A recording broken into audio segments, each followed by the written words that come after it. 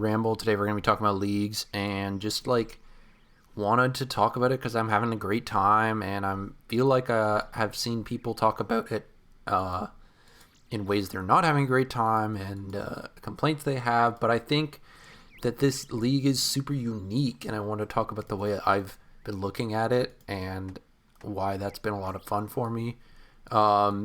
Basically, I feel like this league is extremely different in how to at least maybe not optimally approach it, but at least like how you can approach it.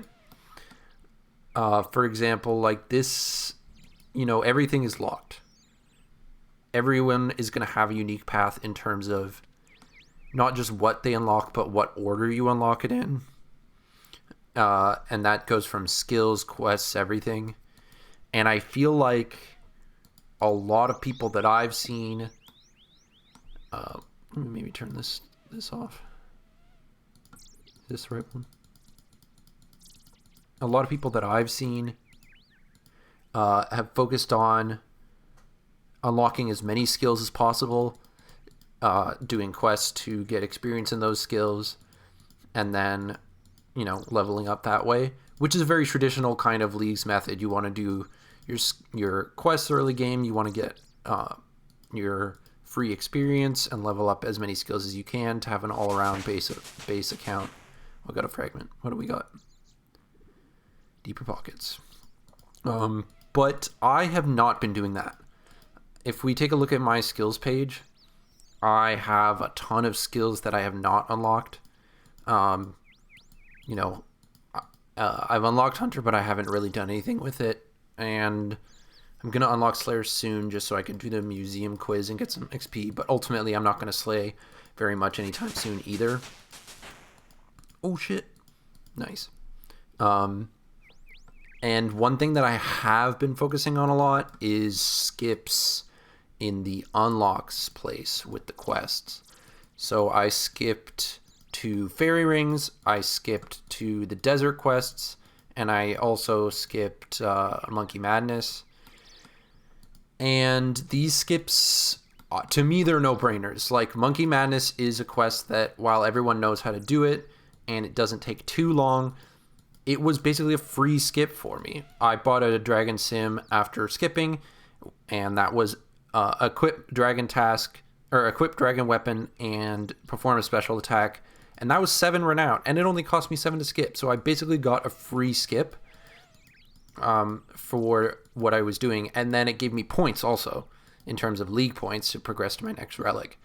And I think that method of like skipping quests, not necessarily unlocking skills, but like focusing on what you specifically want to be doing and leveling those up, is very, very strong. I've unlocked the Gatherers, farming, woodcutting, mining, and fishing, and I got one from each, which lets me get the Greedy Gatherer combo perk, and so it let me focus on the Gatherers and make my gathering skills really strong without having to worry about like any of the processing stuff. So I don't have to level up, my Chop and Burn. I don't have to level up the Molten whatever that gives me smithing XP. I'm not really focused on Herblore or crafting or any of those production skills because I can do that all later. And right now I'm just focusing on one thing and it's working out really well. So I think that while it does feel a bit slower in terms of progression, like comparing maybe to Trailblazer League where we had every skill unlocked and, as long as you could find a method in your region for that skill, you knew that you could do it and you could get good XP and you could progress. And also the task list was a lot easier to search, obviously, because you could filter by your region and then just do stuff in your region. It is a bit slower in terms of trying to find all the tasks you can do, trying to find the good points, and then trying to choose, I guess, what to focus on. But I think that makes it more interesting because it's not as linear. You do have to pick on something to focus if you want to have good progress versus just progressing everything really fast. I think that's really interesting. And what I was saying about the Greedy Gatherer set effect and the set effects in general is that I think it speaks to the spirit of RuneScape, where you're finding these unique combinations that maybe obviously were something the mods intended, like for example the Greedy Gatherer set effect combined with Certified Farmer, which is double crops. That gives you quadruple crops, and that's obviously intended by the mods. But when I did it and I took it to Tithe Farm and started getting double fruit there, to the point that I could finish a Tithe run in just two rounds of seeds instead of the normal 5, like that is such a cool feeling that you've discovered something that you haven't seen anyone else do yet. And maybe there are other people doing it. Obviously, I saw other people at Tithe Farm. Another thing that I did is I went to Revenants and got some money there, and I definitely saw people there, but it felt unique. It felt different because it's like something that you just thought of doing yourself. My friend Lewin, you see me in the clan chat right here, he went to Prifddinas really early, which he said was kind of maybe a choice that he regretted, but ultimately it was a very unique path. And one of the things that it let him do was do crystal impling hunting and chin hunting really early in the spots that weren't competitive. Like he was finding an imp every world pretty much, and he got like a ton of points off it, a ton of alkables and bones for prayer and all sorts of stuff. So it's like these little choices that you can make, these little optimizations in like doing things different than everyone else that lets you find something unique and find something cool. And I think that is definitely the spirit of RuneScape. I've seen it all over, from PvP, when you find a new weapon combo you think is really good. At Next, that was just released, when we figured out that we could use the altar mid-kill and get double specs off on Blood Phase.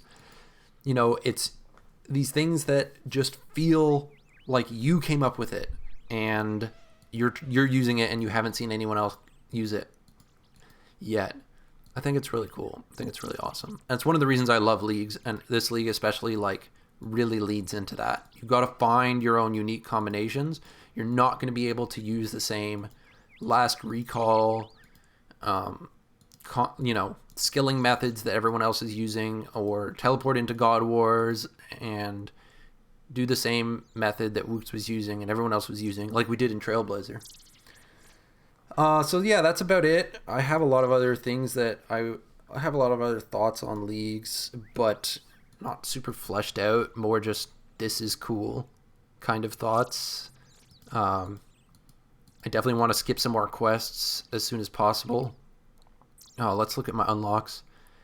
I don't really feel a need to have any of these skills anytime soon. Maybe range, but I don't have anything to feed range.